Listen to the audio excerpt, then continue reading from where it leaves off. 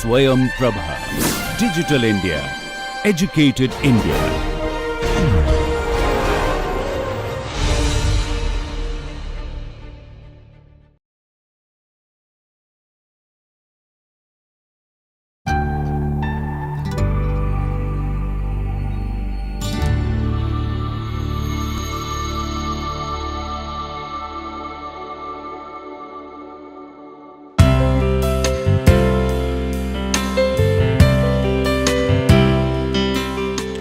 Hello. Last day we discussed about the planning for the new areas development for the housing, and today we will be discussing a very important part of housing planning, which is community development.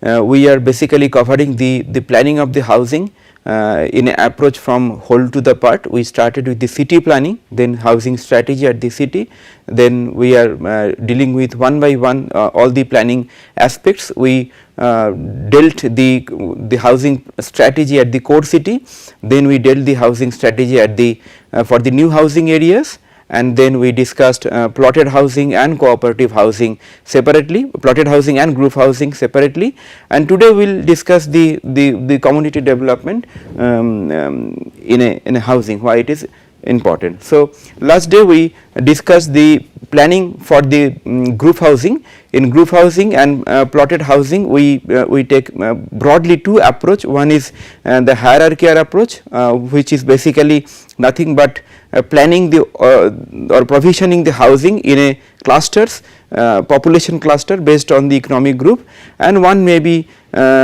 centralized continuous provision of the open space and the facility, and designing or planning the housing around the common or the continuous stretches of the facility. But these two approach we discussed. Apart from that, we also discussed the how to determine the number of housing units based on the population density and how to provide them.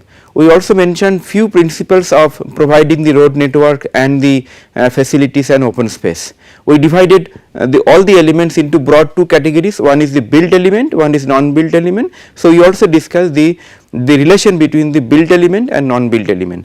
Based on that, we will discuss the very important aspect the community development, because this discussion will open up few more areas of the discussion. Now, think about two situation.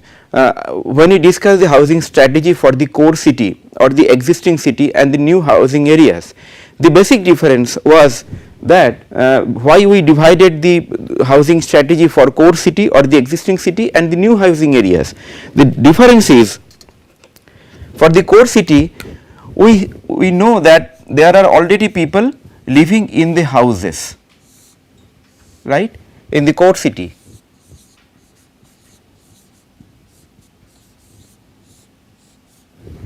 Already living in the houses, but there is, so that means the house is there and the people is there, but as far as the infrastructure is applicable, either the infrastructure is inadequate or it is not there, or it is inadequate.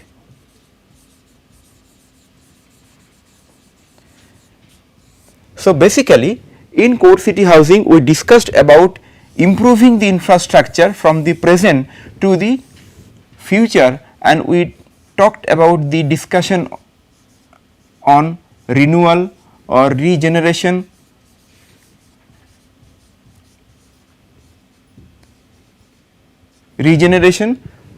all this terminology which basically renews the urban infrastructure and services, so that community which is already existing in a core city or the existing city, that can have better facilities, better services, better amenities, so that their quality of life becomes better. So, that is what we discussed. Whereas in the new housing areas,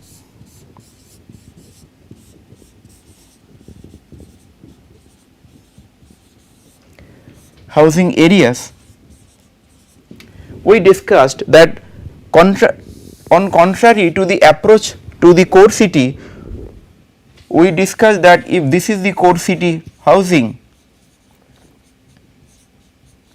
and this is the city surrounding which will be developed as a new housing areas for the future population.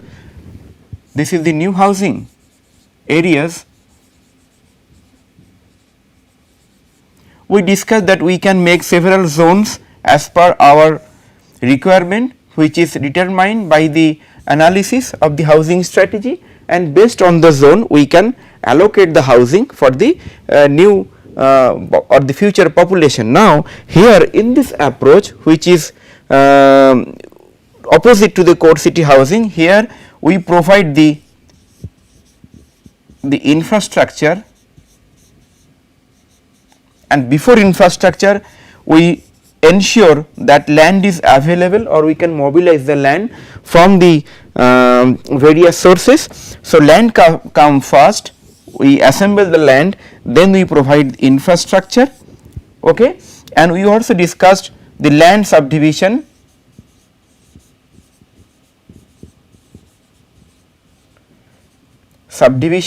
here we divide the lands into small pieces of plots for the housing, then we build the houses, and after that the people come over there to stay in the houses. So, you can understand, and even after people comes, after so many years the community develops. So, this is the community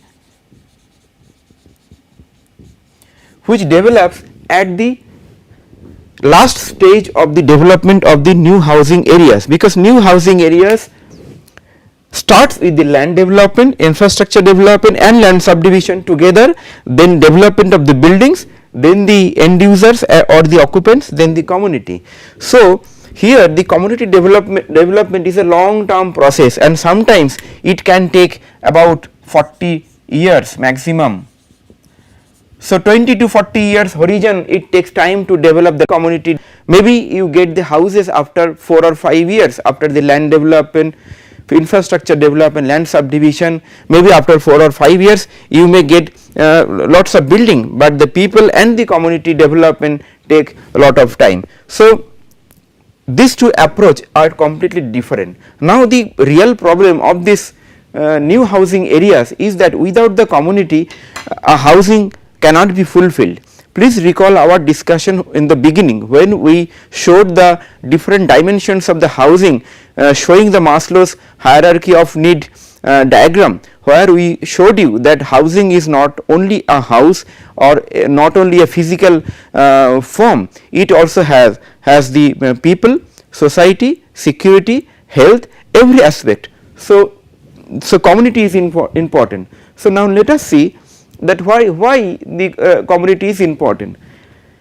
In these two example, the first pictures you can see that this is a very low income group housing areas or slum areas where people have started living from long ago, and they have made their building which may be a hutment, which may be very temporary kind of building. This is a very symbolic picture. It is not a detailed documentation of a project, but I am showing only two pictures just to convince you or just to convey the importance of the community in any housing development. Now, in the first picture you can see that a community is already developed, people are enjoying their time, but they do not have the livable house, they do not have the good kind of infrastructure.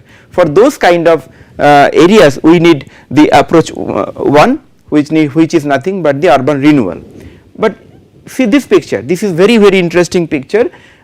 Here you can see multi-storied buildings, beautiful roads, but no people over there, even you cannot see a single car there. So, this type of developments are also there in many cities, in many various countries. This type of cities are sometimes called as ghost cities, sometimes they are called as empty cities, sometimes those are called as real estate bubbles. So, in these cities the infrastructure are there, investments are already made, but the target that is the people who are supposed to live there, they are not living. So, because of the many reasons.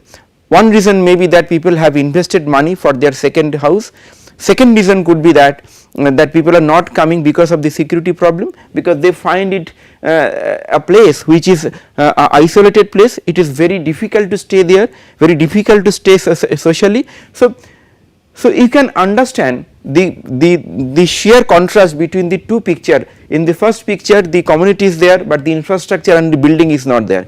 In the second picture, in the new housing, the building and the infrastructure are there, but community and people are not there. That is why we have to understand the importance of the community, and we have to deal the housing as a subject, not in isolation. So we have to deal the subject in integration with the built element and the social element. So first objective of the community development is that it to fulfill the housing target. Every housing project, it may be private project, it may be government project, it may be organically developed project, but basic objective of any housing development is to fulfill the need of the shelter, which is the basic need. So if there is no community development, so the fulfillment of the target for the housing is not there. Only building is constructed, but people are not there. And sometimes we may find that maybe you have constructed house for the lower income group people, but the other people like middle income group people and the higher income group people, they are living there. So both the sense, even if the people are not there or the different kind of target groups are residing on the different buildings, so those both can be the non-fulfillment of the housing target. Then the second objective of the community development is to ensure social interaction, better society and security. Now why social interaction is required? Now if we exclude the community or the society from our life, we become isolated individual. We become isolated individual, and we cannot survive with the community or the society. So it can be formed if more social interaction is arranged or facilitated in housing delivery, design, its strategy, its planning and its whole operation. Second is that if social interaction is there, we can have better society and also better security. Ideally, a good housing community where the community is built up, every people know other family and the neighbors, you do not need any requirement of the police force or any requirement of the law and order enforcement, because the community is strong enough, they are robust enough to take care of their security, take care of their the strength or the weakness. But in practical sense, we do not find those kind of community in place.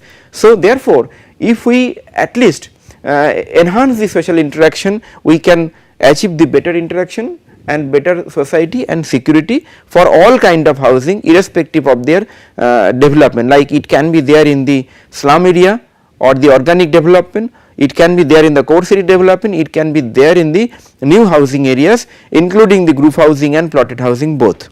The second part, the next reason why community development is very important is that a housing development is a massive investment, and in this massive investment you are basically spending lot of money in terms of land, in terms of infrastructure, landscaping and overall development of the amenities and facility. So unless this investment, the people comes over there, they uses it, and they the end users it reaches to the end user, the whole purpose of creating such investment and creating such infrastructure becomes useless. That is why it is very important to ensure the investment in terms of money, in terms of finance and in terms of resource is concerned is very important for the community development.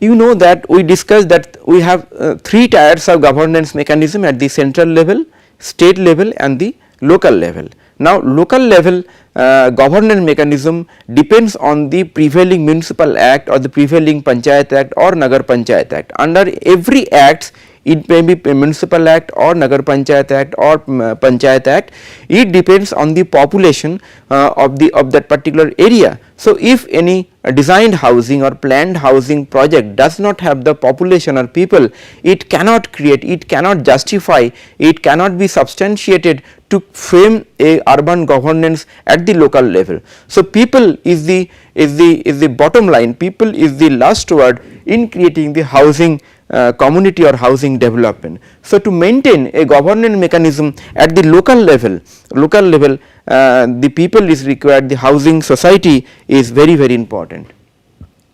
Now, in practical sense, you have seen that in city areas, in urban areas, in all the group housing projects, you might be finding that the gated communities has their own residential association or their own owners association. So, those are also a sub system of the overall local governance mechanism, because they also form a platform to interact, to raise their voice of their right and or for their requirement, and through that residents association and through that through their owners association, they can raise their voice at the local government level. So, we need people, we need residents association at every level to make a governance mechanism robust and to fulfill the objective of the local governance. Then we need to develop our children healthy in terms of physical health, in terms of mental health, because they are the future of our country, they are the future of future generation which will be staying in this country for long. So, we need to develop them psychologically in a better way, but how we can do that? Unless until we plan a housing project, we design a housing project, or we provide the housing in a new areas in a way where the more social interactions are there, more social commitments, social mixing is there, it is not possible. That is why development of child psychological health for better next generation is possible if we promote the more mixes, more interaction, more social interchanges. Now, whatever we talked, it is nice to talk, it is nice to explain theoretically, but there are practical problems. Why it is not possible in all new housing areas to ensure the community, whereas in the core city areas we have seen that the community is there, but we need infrastructure and amenities to renew their condition, to upgrade their condition, to enhance their quality of life. So, let us see all those problems which are there and which influences badly or which are basically barriers and challenges in creating community. The first is the variety of people from diverse social background. In a new housing areas which we discussed, you do not know that what kind of people are going to come and live there for some time. So, depending on the economic group, there may be various kinds of people, and especially for a country like India, there are variety of people, variety of caste, variety of religion, variety of geographical variations, variety of ecological variation, variety of language. So, people are coming from diverse background, and once they come after the house is built, it takes time to make a relation, to make a society. So, it is one of the barrier or the challenges to create a community, because the variety and diversity is the main problem. Second is if you see the modern lifestyle or the modern style of the work, people are more busy in their work life. Okay, they do not have much time to spare with their family, with their society, with their people. So, even if they come to a new house and start living there, it takes long time to even know the person who are living in the immediate adjacent apartment. So, it is fact in the cities that since people are more busier and people are busier in their work life and personal life, they do not have time. So, that is another reason why it takes long time to create a sustainable community in the housing areas.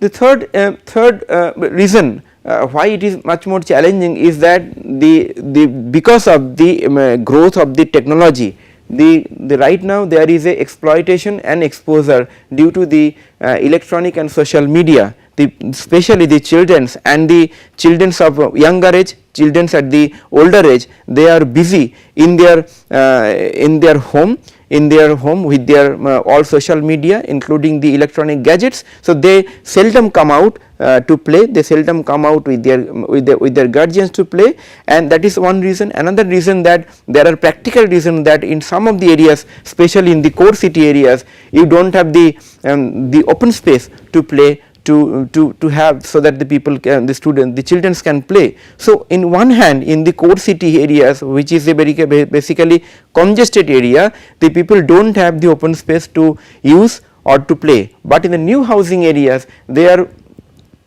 though they have the open space and the green areas, they do not use that because of the diverted attention towards the social media and the electronics and their internal the focus towards the internal lifestyle. So, that is the reason, another reason which makes the barrier and the challenge for the community development. Now, we will discuss that. Another reason is the concentration on gated community. We have seen in the last discussion, we discussed that the two typologies, that is plotted housing and group housing, the plotted housing becomes much more costlier because it provides all the facilities and freedom in a particular plot, but in a group housing the all cost of the land and the infrastructure is shared by the people. So, group housing become more affordable to the people. This is one of the one advantage. On the other hand, the group housing creates gated community. So, in the gated community, people only enters or comes out through the main gate, and they do not mix with the other neighboring adjacent projects or adjacent buildings or the complexes. So, gated community in one sense that ensure the safety and security, but in the other hand it also does not encourage much social interaction and the mixing. So, because of all this reason, these are this is very much challenges in the housing planning to create a sustainable community. Now, what we can do as a planner or as a strategy maker, what kind of strategy we can adopt to tackle this problem of the community development. The first of all, that we have to understand in a comparative basis that what are the housing typologies which creates or which promotes much better community development without compromising its inner strength of offering the affordable housing, offering the better housing. Now, that is the first and foremost important part. Like, you can encourage the community based housing typologies like cooperative housing, institutional housing. We will spend separate lectures on cooperative housing and institutional housing, but later on, but right now what I can tell you that cooperative housing and institutional housing is little different, because here in this type of typologies, people assemble together, people come together first, then they do their own house or they arrange their own house. So, this is, even if this may be group housing or may be cooperative in the plotted housing, unlike other group housing, here there is a community, at least those who know each other and those who know each other's families, and they can create a better community. So, you can promote this kind of housing typologies in a city. You can encourage compact development. So, it is a very much compatible situation that if the more you encourage the compact development, more you get the possibility for social interaction and social mixings. More compact development ensures at least some amount of interaction because of the physical location, because all the building blocks, all the clusters are located in such a way, designed in such a way that you have to interfere, you have to mix with the people, you have to interfere with the pedestrians way, you have to interfere with the your green open space. So, that is another strategy in the housing strategy what you can take. Then encourage mixing of compatible land uses. Now, we have discussed the land use in a segregated land use manner, gross land use manner, like residential, commercial, institutional, industrial, transportation, like that, or open recreational. Now, it has been proved, it has been seen over the years that some amount of mixed use can also offer a different type of living style. For example, if you see a housing projects or housing areas which is completely covered with housing plots or the residential plots, you will not find any activities in the off hours like after the evening, but if there are few shops, few convenience shops, few community activities which is nothing but the mixing with the residential land use, but which is compatible, which is not making any adverse effect. Definitely you cannot mix any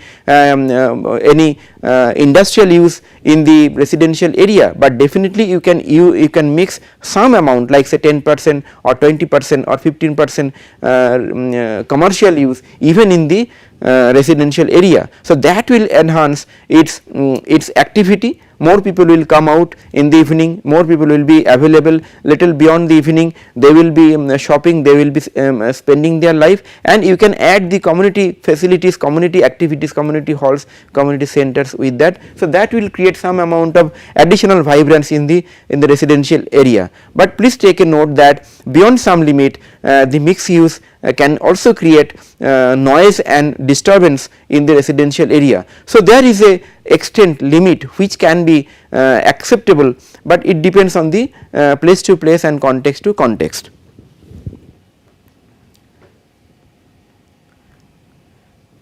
The fourth part, the another strategy which you can adopt as a authority or a planner, that you can plan, accommodate and facilitate the disparate community based festivals and fairs and gatherings. I tell you some examples that for the new housing areas, in history we have developed so many new towns, so many satellite towns, so many new housing areas.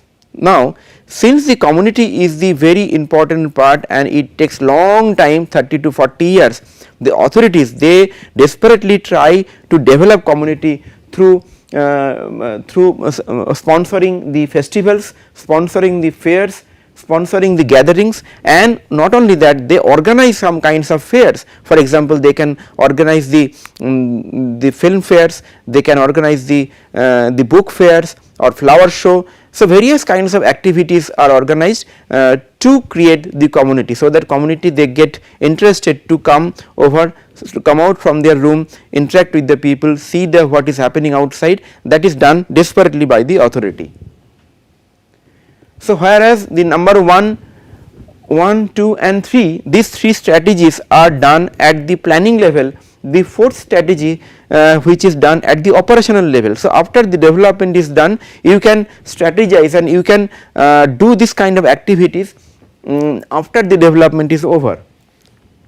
The fifth is the protection of urban green space from existing and new areas. So, this is also very important part. Now, this part tells that even if you have the green space, recreational green space especially in the core city areas or the existing township areas, you will find that the green spaces are vanishing. Over the period of time, whatever green spaces were there 20 years back, right now only handful of green spaces are there. As a result of that, the children who are unable to come out and get a green open space or the parks and playground. So, you have to make a controlling mechanism, you have to make an enforcement mechanism, so that you can protect the urban green space in the existing and new areas both. Unless you protect, unless you enforce to protect its greenness, it protect its overall land area, you cannot encourage the social interaction. You will find in many cities the green space and the recreational space, open space is covered or occupied or encroached by the parking, by the shops, by the encroached slum dwellers. So many things happen unless we protect them through robust mechanism of the building controls and the building development controls. Another part, now we the number 5 points what I have told is basically controlling mechanism, development control mechanism. So, another part what you can do at the design level, you can take spatial planning in such a way, so that you force the people that they come out from the house and they can see the green, they can appreciate the green.